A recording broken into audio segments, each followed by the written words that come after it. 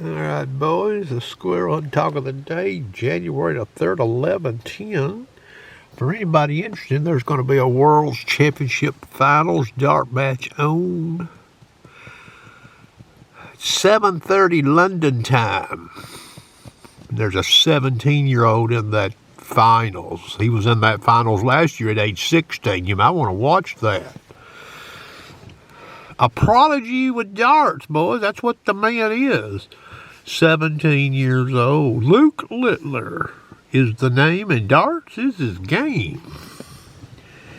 All right, Squirrel Hunting Talk of the Day. It's probably a safe bet to say rifle scopes have come a long ways. You remember back in the 70s, you had them little old 4 by 15 millimeter things? In the 60s, if you had one of them, you was a shit, wasn't you? Versus open sights. You look through one of those things today, and it's like it's dark. Little old fine crosshair in one. I had some of them things. They put some of them on even some air rifles. And then scopes got better. They got bigger. They got brighter. Allowing more light, and the lenses got better. And they offer more functions. Their tracking has probably been improved significantly. Overall, in general, some scopes are very good tracking, meaning you adjust them, they'll repeat themselves when you go back to zero. And then they've changed the reticle styles. It used to just be a cross in there, Now there's all kinds of different reticles, and now you have the old first focal plane. So back in the 60s and the 50s, these boys out squirrel hunting,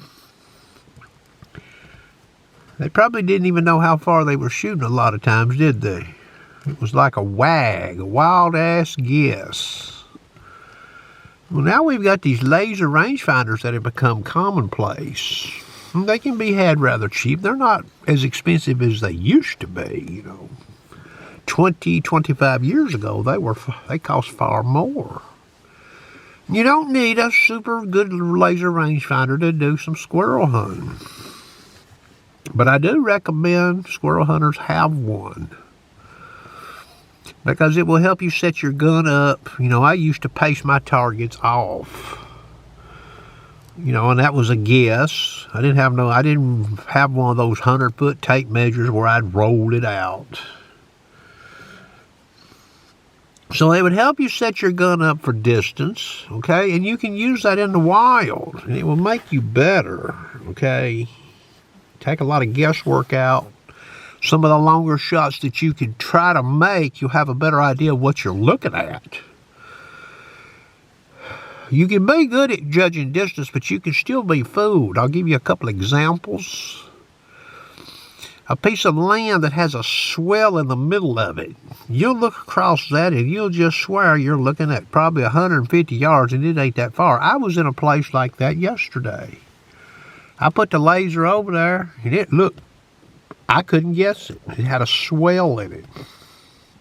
Meaning there was a drop-off of the land, and the land rose back up on the other side. So I'm sort of looking like across a little mini canyon. Well, it was 125 yards. That's all. Sure look farther than that, though. And then here's the other thing that can happen to you. If you're used to shooting gray squirrels and you see a fox squirrel, well, they're bigger. The fox squirrel could be at 60 yards, and you might swear he's at 50 because of his size. Or you can have a squirrel in a big tree, and the big tree will look closer than what it really is. And I'll give you an example. I put a video up yesterday. I shot a fox squirrel. I didn't laser that squirrel before I shot because I didn't expect he was over 85 yards. But looking at that tree, after I shot that squirrel, with my naked eye, and I do wear glasses, so I had my glasses on, I looked at that tree. Well, I've got a habit where I try to share data on the range of the shot, so I put that laser that I have on that tree. 65 yards.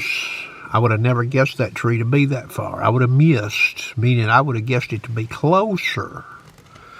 And it did have that fox squirrel on it, which is a bigger squirrel, okay?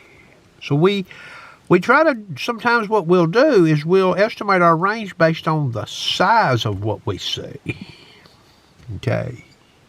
And this can also happen to a deer hunter. As it gets darker, you can't see as far. And you'll see a deer, and if it's a big deer, you may think he's closer than he really is, and he's farther. So you shoot at him with a bow and you shoot low. Okay? So size can play into it, and a laser rangefinder is a very good piece of equipment to have with you.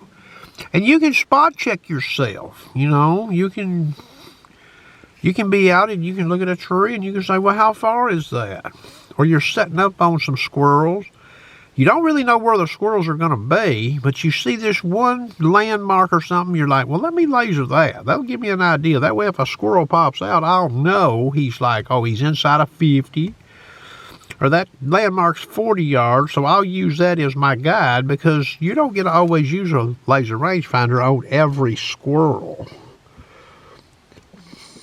and have enough time to execute a shot, okay?